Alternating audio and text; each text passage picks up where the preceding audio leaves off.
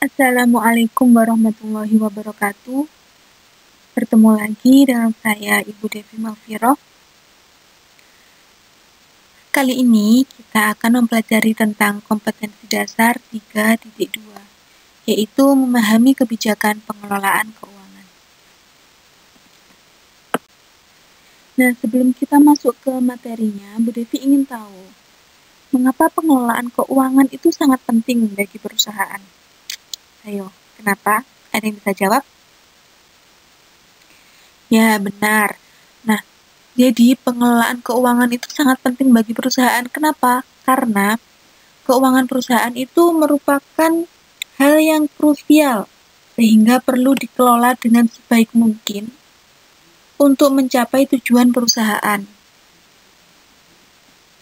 Itulah mengapa pengelolaan keuangan itu sangat penting bagi perusahaan. Nah, sekarang kita masuk ke materi yang pertama, yaitu tentang definisi kebijakan pengelolaan keuangan. Nah, apa sih pengertian dari kebijakan pengelolaan keuangan? Nah, sebelumnya kita akan mencari tahu dulu tentang pengertian dari kebijakan itu sendiri. Pengertian dari kebijakan adalah suatu tindakan yang memiliki tujuan tertentu yang diikuti dan dilaksanakan untuk memecahkan masalah tertentu.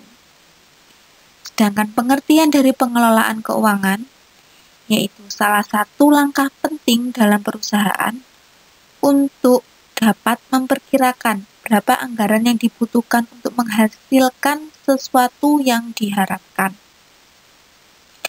Nah, jadi dari pengertian tersebut dapat kita simpulkan bahwa kebijakan pengelolaan keuangan adalah kebijakan yang dilaksanakan oleh pelaku usaha atau kelompok bisnis untuk melakukan pengelolaan sumber dana atau keuangan untuk digunakan seefektif mungkin agar menghasilkan keuntungan atau manfaat sesuai tujuan yang direncanakan.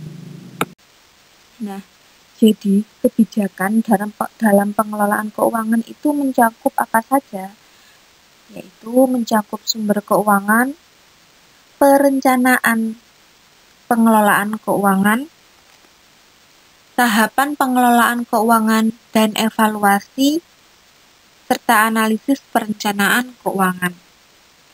Nah, yang pertama yang akan kita bahas yaitu sumber dana keuangan.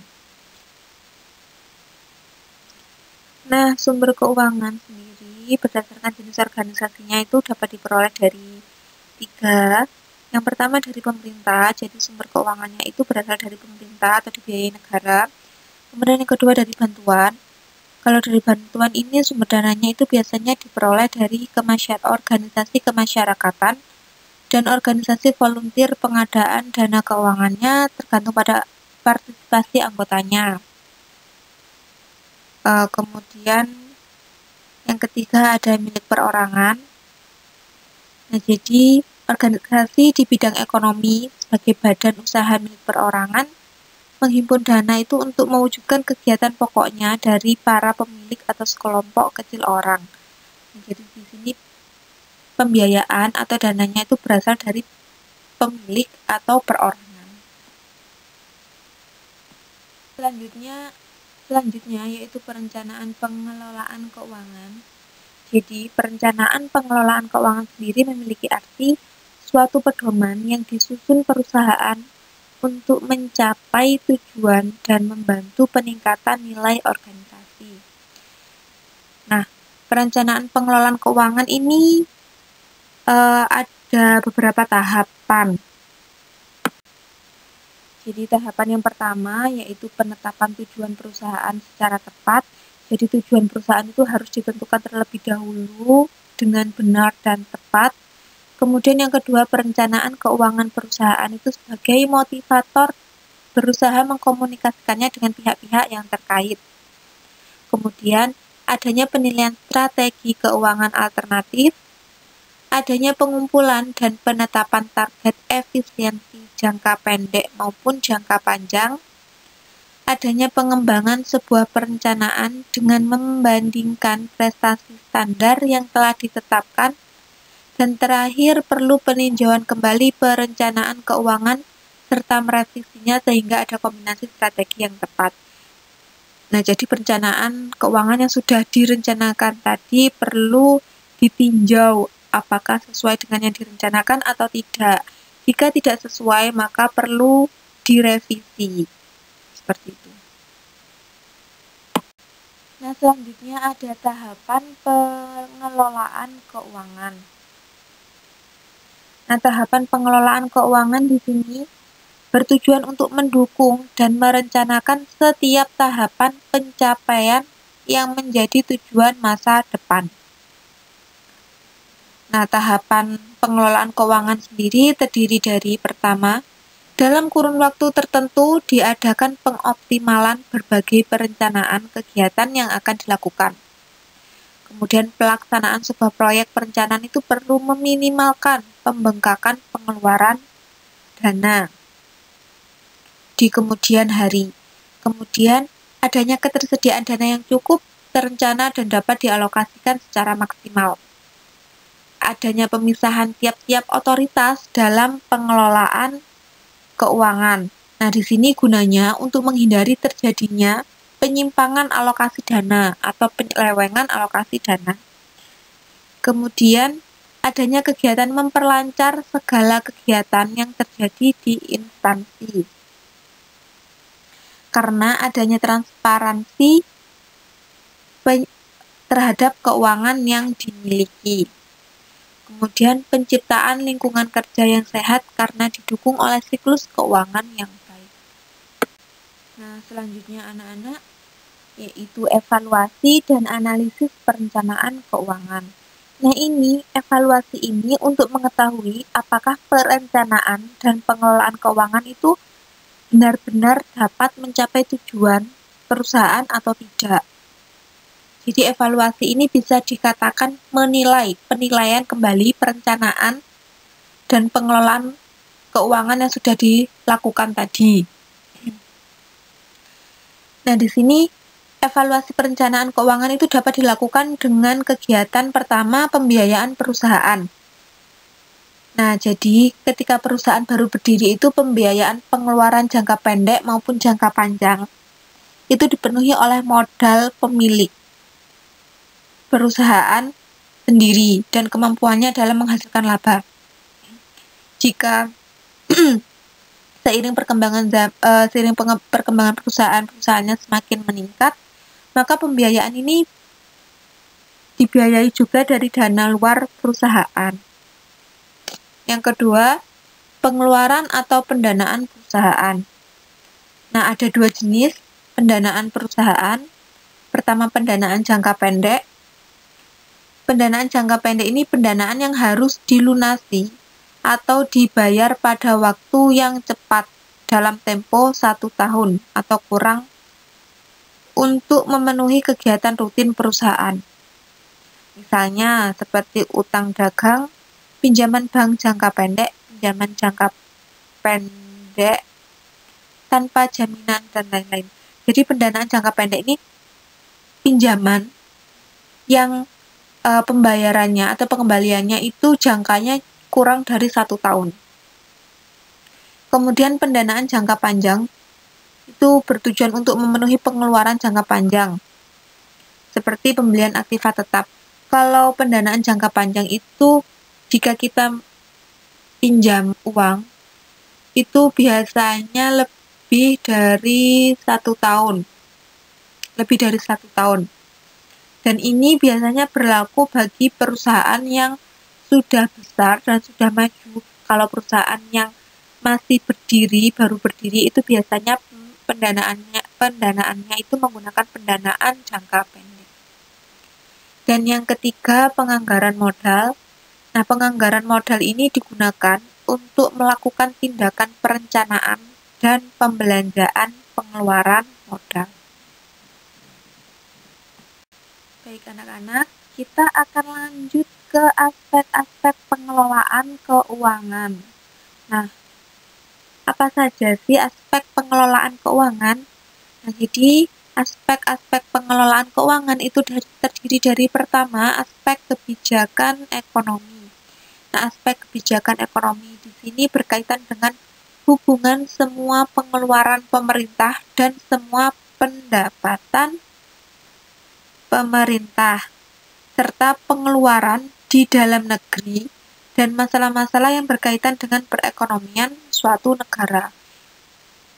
Kemudian yang kedua ada aspek kebijakan utang. Nah, ini hubungan di antara keseluruhan pengeluaran-pengeluaran pemerintah dan penghasilan pemerintah pada waktu ini. Dan berurusan dengan persoalan kapan, bagaimana, dan sampai seberapa jauh pemerintah harus membuat dan membayar hutangnya. Kemudian, yang ketiga ada aspek kebijakan penghasilan. Nah, aspek ini pertimbangan besar kecilnya berbagai sumber penghasilan dan persoalan pajak-pajak yang harus dikenakan.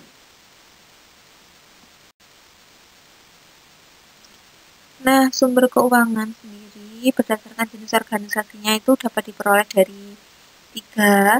Yang pertama dari pemerintah, jadi sumber keuangannya itu berasal dari pemerintah atau dibiayai negara. Kemudian yang kedua dari bantuan. Kalau dari bantuan ini sumber dananya itu biasanya diperoleh dari organisasi kemasyarakatan dan organisasi volunteer. Pengadaan dana keuangannya tergantung pada partisipasi anggotanya. Kemudian yang ketiga ada milik perorangan.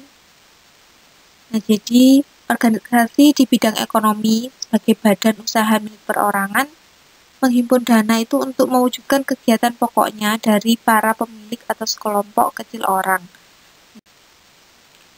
Nah, sebelum kita membahas tentang pola kegiatan pengelolaan keuangan terlebih dahulu, perlu kita pahami atau ketahui dulu tujuan dari administrasi keuangan. Tujuan dari administrasi keuangan itu untuk memberikan pengetahuan kepada manusia tentang cara menyediakan uang yang dapat digunakan membiayai suatu proses penyelenggaraan tujuan dan menjamin penggunaannya secara sah dan efisien. Nah, di sini ada beberapa pola kegiatan dalam pengelolaan keuangan supaya penggunaan uangnya itu efisien. Pertama, pembuatan anggaran belanja atau budgeting. Kemudian pembukuan atau accounting. Kemudian pemeriksaan keuangan, audit, dan pembelian dan persediaan. Nah, anak-anak, selanjutnya kita akan membahas tentang aliran kas masuk dan kas keluar. Sebelumnya, apa yang kalian ketahui tentang kas? Betul. Jadi, kas itu merupakan alat pembayaran yang siap dan bebas dipergunakan untuk membiayai kegiatan umum entitas atau perusahaan. Kas sendiri itu bisa berupa uang tunai ataupun simpanan di bank yang dapat digunakan dengan segera serta diterima sebagai alat pembayaran sebesar nominalnya. Nah, dalam setiap instansi itu pasti terdapat aliran kas masuk dan aliran kas keluar. Jadi, aliran pertama, aliran kas masuk atau cash inflow. Aliran kas masuk ini arus kas yang terjadi dari kegiatan transaksi yang melahirkan keuntungan kas atau penerimaan kas. Jadi pokoknya kalau aliran kas masuk itu aliran yang terjadi yang menimbulkan pemasukan kas. Apa saja? Yang pertama ada hasil penjualan produk. Kalau kita menjual produk kan ada hasilnya masuk ke kas kita. Nah, itu dinamakan aliran kas masuk. Kemudian penagihan piutang dari penjual kredit, penjualan aktiva tetap yang ada, penerimaan investasi dari pemilik atau saham, pinjaman atau utang dari pihak lain, dan penerimaan sewa dan pendapatan lainnya. Kemudian kalau aliran kas keluar itu yang gimana sih? Jadi kalau aliran kas keluar itu arus kas yang terjadi dari kegiatan transaksi yang mengakibatkan beban pengeluaran kas. Jadi aliran yang terjadi yang mengakibatkan adanya pengeluaran kas, perusahaan mengeluarkan kas atau uang. Nah, kegiatannya apa saja? Pertama, pengeluaran biaya bahan baku, tenaga kerja langsung, dan biaya pabrik lain. Kemudian pengeluaran biaya administrasi umum, pembelian aktiva tetap, pembayaran utang perusahaan, pembayaran kembali investasi dari pemilik perusahaan, dan pembayaran sewa, pajak, dividen, bunga, dan pengeluaran yang lainnya. Baik anak-anak, pertemuan hari ini telah selesai.